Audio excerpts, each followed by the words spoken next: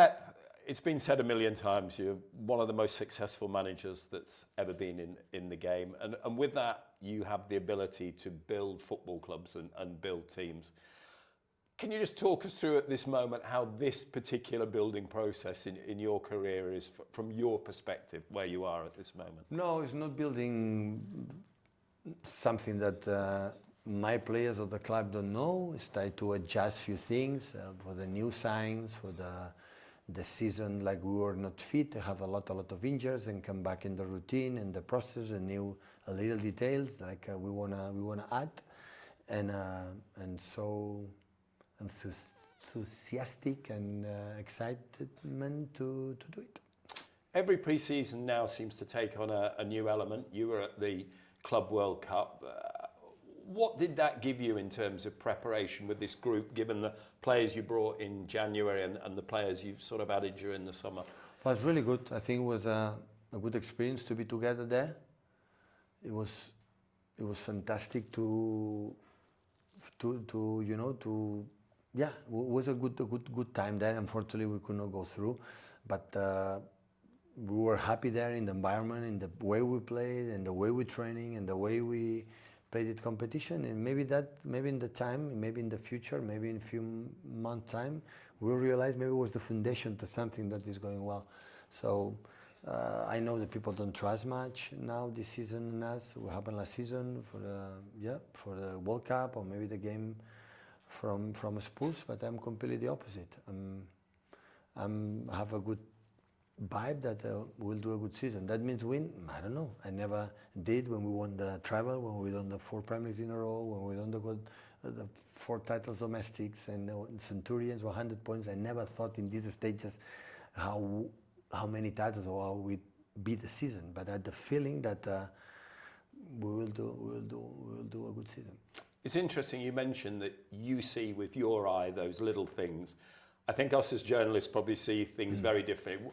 When you say you see something that is good, what is it that your eyes and your ears... The way we're training, the way the relation, the players, the way they follow what we're going to try to do. And after, maybe we don't apply well, maybe you have to improve many things, but there are a lot of things that I like it. As I said, you've been one of the most successful coaches, managers. One thing that you've done, though, is that you've taught everybody else to a degree. Is it harder now to achieve the levels of success that you've achieved, given that everybody else is also evolving? Not because evolving, because I always win. When we won in the past, it was difficult. People cannot tell me the best Liverpool I've been in the last, 10, 12 years, like from Jurgen Klopp, was not difficult to beat them. Always is difficult, but we know our standards, we know what they have to do, and we don't reach it. That is because we are not good enough. Important is in the mindset, in the soul, in your body, is be free. In the training session you have to see what you have to do, but in the game you have to be free to express yourself, and that is what you have to do, and continue to win. Now, of course, you are telling me in the next 7 years, next 8 years, I'm going to 6 Premier League, I would say, oh my God, I think it will be difficult. No, I think maybe one day one team has done it, another team can do it. Maybe we will be us, I don't know. But I never thought before win 6 Premier Leagues in the last 8 years, we're going to do it. So I'm now with Brighton, my mindset, my target, because what happens if you lose the Premier League? That I lose the Premier League. What happens if you don't win the titles? That I don't win the titles, but maybe we win it. So I know we project, our projection is for far away, and I've been completely the opposite. The opposite is Brighton, and this is my target. The target also at Brighton is for consistency. People like you win a lot because you're consistent.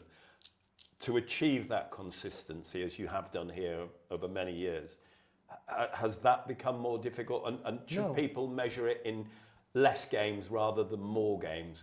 No, it's difficult. The opponents are good, but it was difficult before. Before it was Liverpool, it was Chelsea, it was Arsenal, it was United, it was Spurs, and always have been a good team. Last season Bournemouth, and before it was Brighton, and so always have been difficult. The consistent, tell me how you have to do is win games. It's knowing is perform the game better and better and better. And when that's happened, we will take the consistent. We will take it, and when you are better and better, you concede few, you create much more. You concede few, you concede much more, and when that's happened, you win games. And this is what you have to search and look for the next games, for next months, for the next period. Even you can't predict who will win the Premier League, the Champions League, the competitions. But do you have a sense that after what you went through last season, and key players like Kyle and Kevin De Bruyne have moved out, and you brought in young, exciting players, do you have a sense you're in a better place to compete, or as good a place as everybody else? Than last season? Yeah. If we are fit, yeah. If we are fit, yeah, we compete much, much better. I don't have any doubts about that. But last season we were not fit.